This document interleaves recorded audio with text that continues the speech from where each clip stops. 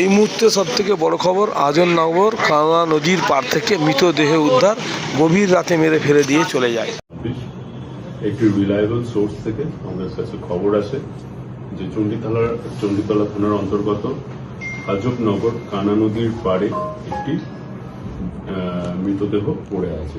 তো এই খবরটি পাওয়ার সাথে সাথে আমাদের চণ্ডীতলা থানার আধিকারিক এবং ফোর্স আমরা সেই স্থানে পৌঁছাই এবং তারপর মৃতদেহটি উদ্ধার করে আমরা চণ্ডীতলা হসপিটালে পৌঁছাই।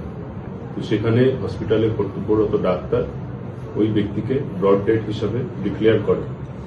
পরবর্তীতে ওই মৃত ব্যক্তির শনাক্তকরণ করা হয়।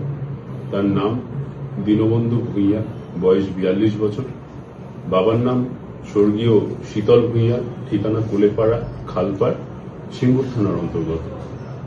এবং তিনি আমাদের মশাটে বনমালীপুর ব্রহ্মদত্ত ধামে কোয়ার্টার টেকার হিসাবে কর্মরত ছিলেন।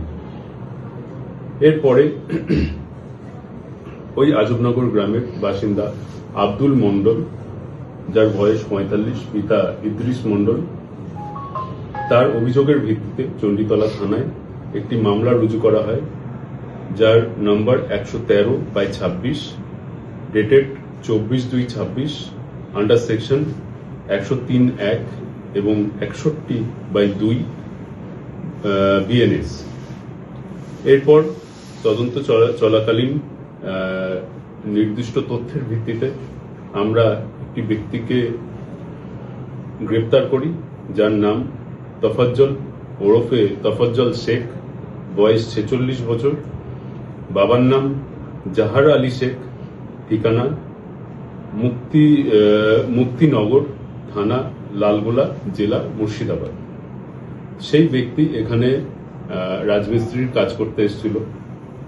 তো তারপরে সেই ব্যক্তিকে আমরা পুলিশ রিমান্ডের প্রেয়ার করে আমরা আদালতে পাঠাই এবং মহামান্য বিচারক তাকে 7 দিনের পুলিশ রিমান্ড দিয়েছেন।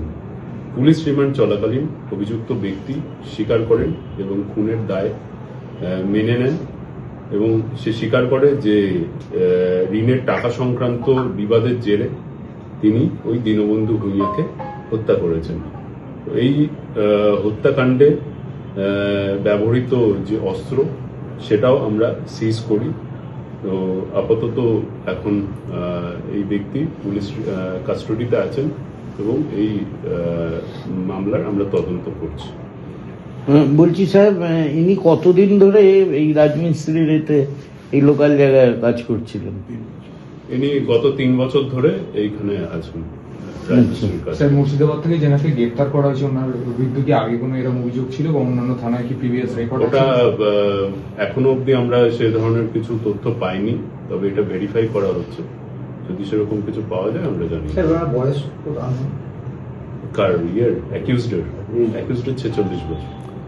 আর এমনি কি আরো দেখছেন যে তদন্তের স্বার্থে কি প্রশাসন দেখছে যে আর অন্য কোনো কিছুর সাথে উনি জড়িত বা আরো কোনো গ্যাং এর সাথে? হ্যাঁ, সেগুলো ইনভেস্টিগেশনে দেখা হচ্ছে।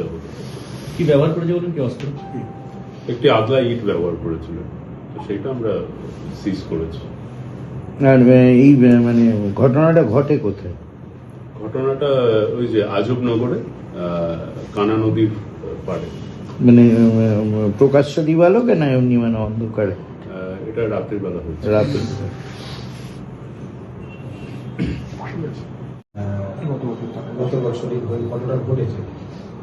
আপনি যেটা বলছেন, মানে আমার যতদূর মনে পড়ছে কয়েকজন বন্ধু ওরা একসাথে গিয়েছিল নৌকা বিহার। বাট ওইটা কোনো আমার যতদূর মনে পড়ছে ওটা ফাইনাল রিপোর্ট মিস্টেক অফ ফ্যাক্টই হয়েছিল।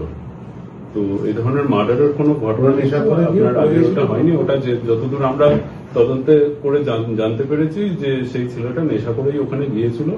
নৌকার ওই যে ডিঙি নৌকা যেগুলো হয় সেগুলো ওরা বন্ধু বান্ধবরা মিলে ওই ডিঙি নৌকাতে করেছিল এবং অ্যাক্সিডেন্টলি সেখানে